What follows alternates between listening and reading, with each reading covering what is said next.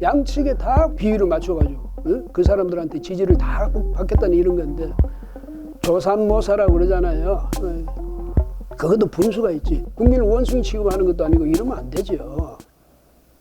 종전에는 뭐 자신 있게 그 공약을 내걸더니 요즘은 이제 꾀가 더 생긴 모양이에요. 싹 눈치 보고 아니다 싶으면 지금 하자는 게 아니야. 국민들이 원하지 않으면 뭐 할 수 없는 거지. 이런 식으로 슬쩍 물러서잖아요. 그래 또 그 많은 지지자들 그것도 좋다고 그래요. 아주 뭐랄까 유연하다. 이래서 자기 고집을 하지 않는다. 국민들이 원하면 자기 생각도 바꿀 수 있다. 뭐 사람이 생각하기 나름이 모양이에요. 해석하기 나름이고. 그런 식으로 저 사람 말이 이랬다 저랬다 한다고 해서 불쾌해하는 게 아니라 오히려 유연성이 있네. 이런 식으로 봐주는 사람도 있다는 게 이재명 후보한테는 아주 말하자면 복이 됐다. 뭐 이런 말을 할 수도 있겠는데, 특히 말이죠. 국토보유세, 그 다음에 전국민 재난지원금 이 공약했다가 슬쩍 뒤로 물리지 않았습니까? 그래 놓고는 7일 그 관악구 서울대에서 열린 금융경제 세미나 초청 강연에서는 국토보유세 그 자체를 안 하겠다고 한 적이 없다 이거예요. 좋은 일이라도 본인이 고통스러워 싫다는데 국민이 만약 그렇다면 대리인 입장에서, 이제 정치인 입장에서 대통령도 대리인이니까. 그래서 그 입장에서 강행하면 안 된다. 그걸 말하는 거다. 교묘하잖아요. 자기가 공약을 내걸었다가 슬슬 피하면서 이거 내가 생각을 잘못했습니다. 이게 아니고, 아니 내가 포기한 거 아니야. 언약할 거야. 근데 우선 국민한테 물어볼 거야. 그러니까 그 공약을 믿을 수가 있습니까? 이쪽 왔다 갔다 이런데. 그런데 그 지지하는 사람들은 당에서는 얼마나 유연하냐. 글쎄요. 그 다음에 자기는 그 나중에 대통령이 되고 나면 국토 보유세 설득할 자신이 있다. 이런 말도 했습니다.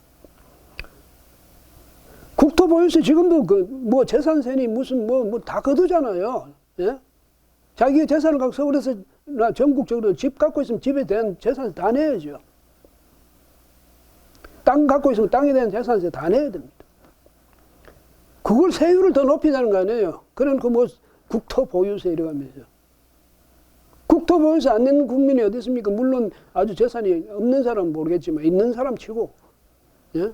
그래서 이거는 자기가 자기 공약을 그냥 쉽게 이쪽 저쪽으로 바꾸는 이런 변덕을 부리면서 그걸 말이지 무슨 뭐 국민에 대해서 국민의 뜻을 존중한다는 식으로 이런 식으로 가는 것도 궤변입니다. 또 재난지원금에 대해서도요. 정책 자체를 포기한 거 아니다.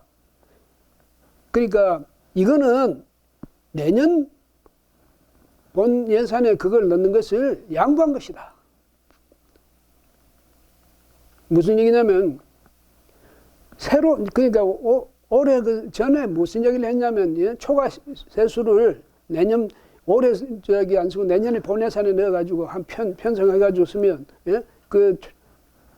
돈을 너무 쓴다 이런 비난도 피하면서 내년 본 예산에 잡아 넣어서 그렇게 편성하겠다면 그렇게 이야기를 했거든. 근데 나중에 보면 초과 세수가 자기들 생각하는 거 터무니없이 적다 이 말이야. 가용 세수는 쓸 수 있는 게 얼마 없더라 이 말이야. 2조 5천인가 밖에 안 남았으니까 본래는 이 사람들이 19조 해서 그거 다 어떻게 하냐 뭐 이랬는데 보니까 그러니까 이 사람이 이제 그렇게 슬쩍 피하지 않았습니까? 그래 놓고 내년 가면 자기가 대통령 되면 그때 다시 해가지고 국민들한테 예산 뭐 추가 경량 예산을 하든 어떻게 하든지 그때 준다는 거지. 이런 식으로 또 슬쩍 피했거든요. 그러니까 이렇게 계속 말을 교묘하게 왔다 갔다 이렇게 하는 것. 이건 뭐냐면 자기 첫 공약을 지지하던 사람이든 그걸 반대하는 사람이든 양측에 모두 그 양측의 비위를 다 맞추겠다. 이런 뜻이거든요. 그 말재간 이게 그 대통령이 되겠다는 사람이 이런 식으로 가벼워서 되겠습니까? 그러니까 이를테면 국토 보유세 걷어야 된다는, 더 높여야 된다는 이런 사람이나 그거 더 높이면 안 된다 이런 사람 양측에 다 비위를 맞춰가지고 그 사람들한테 지지를 다 받겠다는 이런 건데 조삼모사라고 그러잖아요. 그것도 분수가 있지. 야 아침에 니들한테 3개 주고 저녁에 4개 줄게. 이러니까 그럼 아침에 4개 주고 저녁에 3개 줄게. 그러니까 원숭이들이 박수치고 하더라는 거 아니에요. 이게 지금 국민을 갖고 그런 식으로 국민을 원숭이 취급하는 것도 아니고 이러면 안 되죠. 예? 그 다음에 이렇게 되면 이거는 유권자 모든 유권자의 표를 다 거둬들이겠다는 그런 과욕인데 이렇게 되다 보면 자기의 정책에 대해서요. 예? 국민들한테 오히려 신뢰를 잃습니다. 저 사람 말 믿어도 되냐? 오늘 이 말 해도 내일 또 저 말 할 거 아니야. 이렇게 된다고 말이죠. 그 다음에 또 하나는요. 이날 그 강연에서 일부 경제는 이거는 그 전날 이제 이야기했던 것인데, 예? 그 전날 뭐라고 이야기했냐면, 예? 국가 부채는 그 국가 부채 비율, 이것이 이제 국가 채무 비율이죠. 이것이 100%가 넘어도 문제가 없다. 이렇게 이제 그 전날 그 당에서 민주당사에서 열린 소상공인, 그 다음에 자영업자 이 사람들하고는 전 국민 선대위 여기에서 그렇게 이야기를 했었거든요. 그러니까 정부가 소극적인 그런 재정 운용을 하면서 뭐 자꾸 뭐 그런 거 채무 비율이나 따지는데 그거 말이 안 된다 이 말이죠. 예?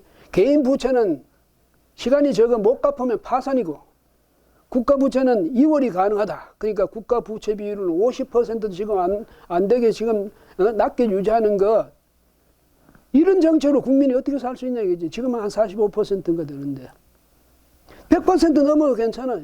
이런 이야기예요. 국가 부채는 그 다음에 또 넘기면 되고 그 다음에 또 넘기면 되지 않냐 이 말인데 그럼 나중에 그럼 IMF 전에 1997년에 외환위기는 왜 왔습니까? 예?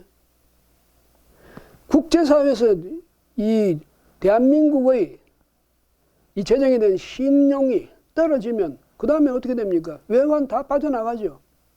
어떻게 됩니까? 그 다음에는 디폴트 선언해야 되는 것 아닙니까? 이런 상황을 이 사람 모른 척하고 이야기하는 겁니다. 아니 국가 부채가 무슨 문제냐 이렇게 이야기했는데 또 그러면서 이날도 말이죠. 일부에서는 경제는 과학이다 이런 오해가 있는데 서울대학교 그 강연에서 한 말입니다. 사실 경제는 정치다. 이렇게 이제 자신의 그 철학을 설파한 겁니다. 그러고 나중에 이거 뭐 오해가 있을 것 같은데 경제가 과학이 아니라고 하는 건 아니다 이거지. 근데 과학이라면 엄밀성이 있어야 된다 이거지. 근데 그런 점에서 보면 경제가 그렇게 되는 건 아니지 않냐. 그래서 그런 점에서 보면 경제는 과학이 아니란 말이 아니고 경제는 정치적인 그런 과정을 거쳐서 운영될 수 있다 이런 뜻이라는 이야기를 했는데 이것도 그렇죠. 경제는 과학이 아니다고 자기 이야기는 그건 오해라고 그러지 않습니까? 경제는 과학이라는 것은 오해다 이렇게 규정을 해놓고 나중에 또 그 말은 아니다 이런 식으로.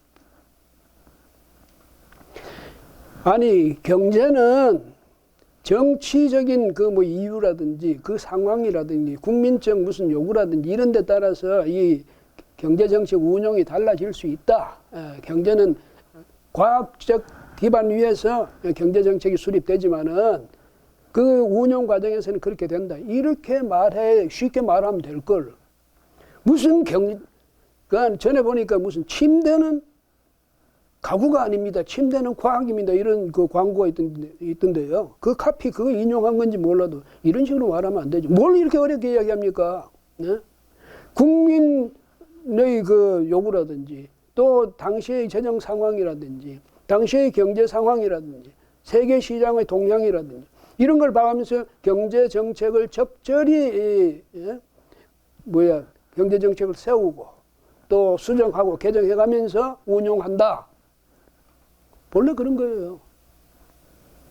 이재명 후보만 그렇게 생각하는 게 아니죠. 예.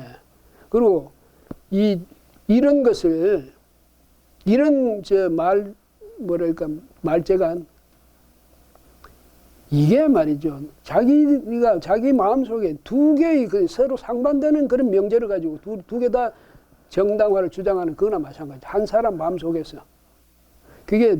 이게 유머 집에서 제가 언제 한번 읽은 이야기인데, 이제 프랑스 이야기입니다. 그 레몽 푸엥카르라고, 대통령도 하고 또 뭐 총리도 했던 옛날 상공화국 때 그랬던 정치가가 있고요.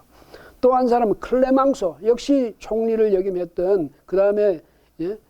베르사유 평화회의를 주재했던 클레망소, 예. 조르주 클레망소. 두 사람 다 유명한 그 정치인들이죠. 그런데 어느 날 누가 이야기를 하다가 예? 이 포엔카레를 화제에 올렸어요. 그랬더니 아주 클레망소가 약간 긴장된 그런 표정으로 뭐라고 하냐면 이렇게 이야기합니다. 그 이야기가 재미있습니다. 예, 뭐라고 했냐면 포엔카레를 보면서 향해서 훌륭한 사람이야. 세상의 평판으로는 그 사람의 내부에는 한 사람의 변호사가 있다고 하지만 그렇잖아. 두 사람의 변호사가 있다고 생각돼. 자기가 볼 때는 포엔카레 한 사람 그 속에. 그리고 항상 상반되는 소송에 손대고 있어. 대단한 솜씨지. 이게 무슨 얘기입니까? 이중적이다 얘기지. 아까 말씀드렸죠. 자기 마음속에도 상반되는 그런 명제를 두 개 다 정당화시키고 합리화시키는 겁니다. 말이 안 되잖아요. 그 사실은. 옳고 그르다. 그게 말이 됩니까? 이런 사람은 공약은 믿을 수가 없죠. 예. 그러니까 이재명 후보가 보니까 제가 보니까 그렇다는 겁니다. 동시에 상반되는 결론을 내릴 수 있다. 이런 후보의 화법, 혹시 이런 후보의 정치적인 지향성, 국민들은 그냥 대중은 그냥 예사로 내가 말을 똑똑하게 잘하면 다 넘어가게 돼 있어. 만약에 그런 생각으로 예? 그런 상반된 명제를 두 개 다 정당화시키고 이런다면 정말 위험한 대통령이 될 수도 있다. 그게 걱정된다 이 말이에요. 그러니까 이재명 후보는 인간성에 대해 아까도 말씀드렸죠. 인간성에 대한 신뢰, 인격에 대한 신뢰를 회복하려면 어떻게 해야 될 것인지를 고민하는 시간을 좀 많이 가져야 되겠습니다. 예.